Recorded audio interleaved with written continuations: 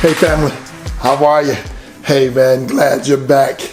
I'm Jerry Corbett and this is the offering, and I appreciate you being here with us this day. Hey man, it's hot, the weather is great. We're off to the end of the month. We're going to be starting a new month here pretty soon. And look, it's going to be 4th of July. So, hey, next week you be safe, and we'll try to bring you some content. We'll see. And but thanks for indulging us through our last series. And we are grateful. If you have not gone back to look at the Spiritual Gifts series, I want you to do that, because we want you to be in tune with what your spiritual gift may be. Hey man, there's lots going on. It's summertime. We want you to be safe. We want you to have fun, whatever you do, but we want you to really take the time to think twice about being safe and being cautious in all you do. So hey, it's awesome to have you back. It seems like a minute, but it's a good thing. So thanks. If you're here for the first time and you have not subscribed, please hit the subscribe button, ring the notification bell, and like us at the bottom of the screen. Like us, please. Take that time now. Please like us, because it helps us hit a certain algorithm, and the video goes further, so more people can watch it. The more you like it, the more other folk can enjoy the same content that you enjoy. So now do that for us, and I thank you. Listen, excuse me. I want to talk to you about some exciting stuff to this day, and we'll talk about it in just a minute. God, we give you praise and glory and honor. We thank you for this day and the blessings of the day. Be with us now as we minister thy word to your people. Give us the spirit, the courage, the boldness, the wisdom, and the knowledge to do so. And we ask it in your name. Amen. All right. Hey man, let me ask you this. Have you ever had to deal with domineering, demanding, and dishonest people? Well, I have. And I want to share with you how you get through that situation. I want you to know that in this life, you're going to run into people who are demanding, domineering, and then they're dishonest. And as this ministry addresses 4 areas, your spiritual, your physical, your financial, we want to address the mental, because when you're wronged by somebody and you have to deal with people who are demanding, domineering, and dishonest, you have to know that that to protect you from that is hard, because it's frustrating. It's you don't want anybody to tell a lie on you, as you wouldn't want to tell a lie on someone else. So it cuts, and no matter the amount of due diligence you take to protect yourself, it still hurts, and you can't ignore it. So when you talk about ethics and integrity, there are people who write about this, and they equate this to leadership. So if you're a leader, whether you're a job or a leader at home or a leader in church, in the community, you in politics or whatever it is, this will help you. Because one thing you need to do is when people are less than ethical, less than moral, show no scruples, you still have to deal with that when you deal with domineering, dishonest, and demanding people. All right? So you can't let it eat you up. You can't let it take control of you, but you have to address it. And what I want to do is I want to get some ideas and merge them with mine from an article I read by this person named Scott Edinger. All right? So I want you to know that there are ways for at least to deal with your feelings around having had difficult, dishonest, demanding, domineering people. Okay, and we want to talk today about how to deal with these difficult people. All right, how to deal with difficult people. There are four things that you need to understand if you're going to get past it, and you're not going to ignore the fallout of it, and you're going to be able to address it and deal with it, all right? The first thing is you have to understand that when you run up on difficult people, it has an effect upon you. That's the first thing. It does impact you. It impacts your thinking. It impacts your actions. It impacts how you feel. You get this feeling in your stomach. Your head is all twisted up and messed up. Your thoughts are consumed, and it can take control of you. It can stress you out. It can cause your vitals to go out of control. All right. So what I want you to know is that there are ways to deal with this. And the first way to deal with it is ask yourself, how is this going to affect me? Okay. So by assessing the impact of having to deal with that person or these people, or having to deal with that domineering, that demanding and dishonest behavior, you're able to, in that time, evaluate both the tangible things you can see and the intangible things that you can't see that might be going on the inside, the damage that is done. When people are not honest, when they lie, when they try to overtake your thoughts and just dominate, and they're difficult, believe me, that leaves a mark on you, and you've got to deal with it. It really oftentimes has negative impact because it's hard to recoup your reputation. It's hard to recoup your good name. It's hard to recoup the financial loss around it all, if that will be the case. So what I want you to do is, if somebody has wronged you, perhaps lied on you like I've been lied on, there's not much you can do about what they say, but your job is to assess the damage and prepare yourself. Look at this. Get those wounds healed and move on. All right. So the first thing you got to do is ask yourself is, what kind of impact did it have on me? And be honest. Oh, that didn't hurt. Yes, it did. Oh, that didn't make me feel bad. Yes, it did. Why are you talking about it? Why are you mentioning it if it didn't make you feel bad? Stuff that doesn't make you feel bad, you don't mention it very much. Stuff that makes you feel bad, you mention it. And my dear brother, my sister, when that occurs, it has some kind of tangible and perhaps intangible as well damage upon you. Okay, so assess the damage that it did to you first. All right, that's what I need for you to do if you're going to get around dealing with difficult people. Then two, this is what I want you to do. I want you, secondly, to take some action to address that impact. So you want to be careful with knee-jerk reactions. But you do want to react. You do want to address that impact. I don't want you to start firing missiles back. Don't want you to start shooting bullets back. But what I want you to do is slow down, plan a course of action that is commensurate with the foul that's been committed upon you. And then that's the only time, literally, physically, mentally, that you can move on with some kind of redress. See, what I want you to do is, knowing that you go to a person and you say, hey, this happened and I need an apology, that might be enough. That would be relatively minor, you see.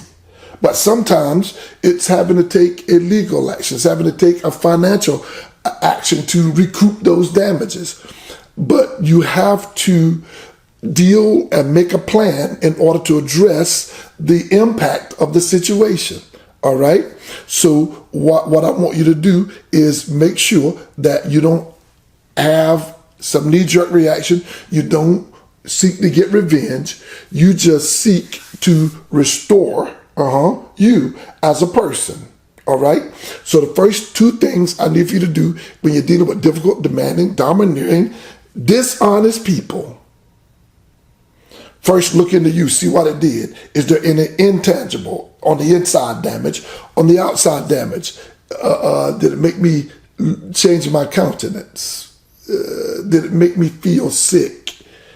What did it do to me? And then how do I address this and move forward?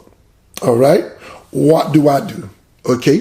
Thirdly, this is what I want you to do.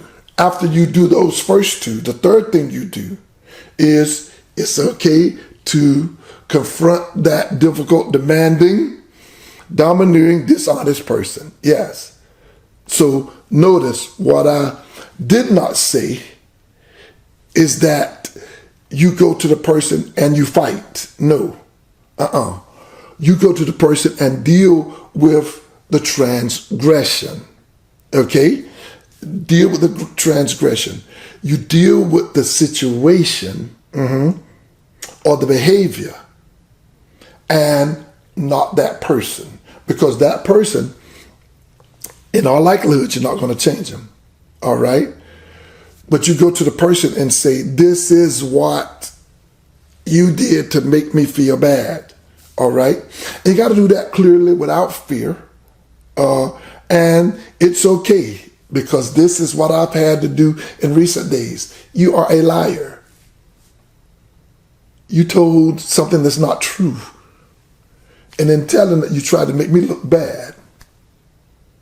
And it shut them down. I mean, shut them all the way down. You are a liar. You don't tell the truth. And it shut them down. And what we need to do then is make sure that we get to the point.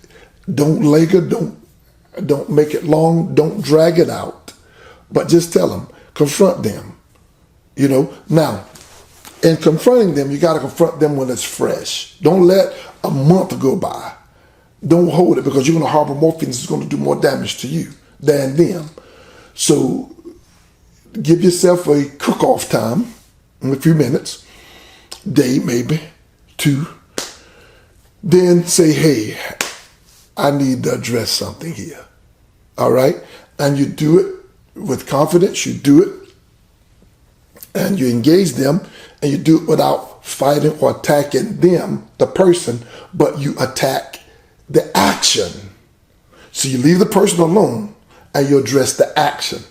See, that means you don't fight the person. You just address their action. That's how you confront them. This is what you did. You were dishonest. You were difficult. You were domineering or demanding. Let them know the foul, all right? And call them on the carpet about it.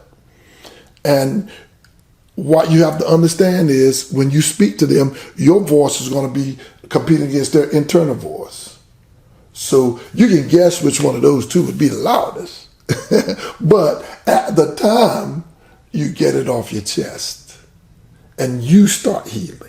Whether you can say anything else to that person or not again in your life, you got it off of your chest.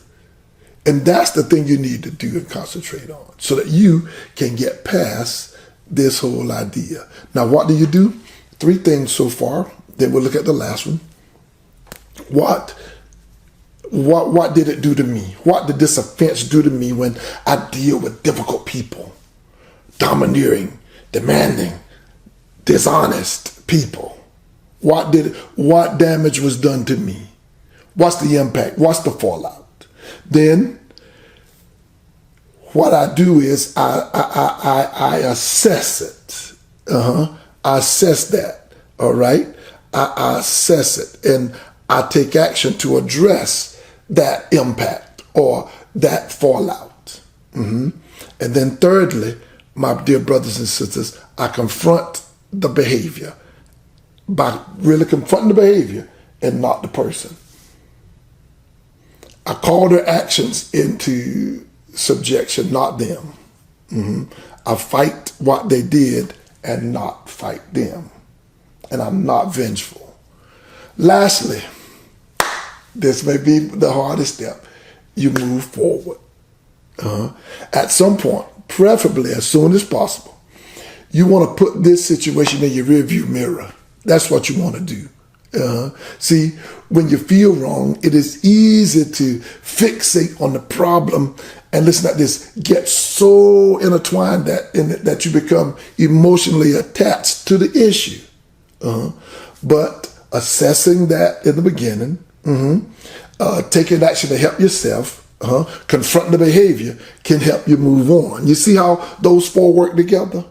See, assess the impact of the damage, and then take action to help you move along and say, how am I going to heal? Confront the behavior, and then you can finally move on. See, knowing you did that will help you understand that you addressed the situation appropriately. And I'm not saying this is all easy to do, but what I am saying is that you will have taken a critical step in your own healing and, look at this, getting your power back from the person that tried to steal it. See, dishonest, demanding, domineering, difficult people take power. That's what they do. They take your power to talk, your power to defend yourself, your power to even say anything. They snatch it intentionally and they dominate. But when you decide to move on and you take these four critical steps, you can move on. You can take your power back. You might have been negatively impacted by something that somebody did that was so unethical. But if you do these four steps in a way that's filled with integrity, you can put your chest out again and stand proudly, knowing that I handled this thing the right way. I didn't cuss, I didn't fuss, I didn't argue, I didn't do anything. I just confronted it, got it over with, and went about my business. If you've been wronged and you've been injured by it, you got to do four things. The four things involve: what effect or impact did it have on me? Assess that. Might write that down. Whether this is tangible or intangible. Whether I can see it or not. Whether it's external or internal. Then take actions to help heal yourself. Then confront the behavior, not the person. Go to the person and confront the behavior, not the person. And then four, move on. Man, I hope this has been a blessing to you today. And I'll look forward to bringing you more next week. Until then, man, hang in there. Be good. Be kind to everyone you see. And love one another with the love of Jesus Christ. Make the world a better place to be. And my brother and sister, by the time I see you again, it'll be a day or so after the holiday. You have a great one and celebrate with your family and loved ones. Be safe, stay hydrated, stay cool. I love you. Peace.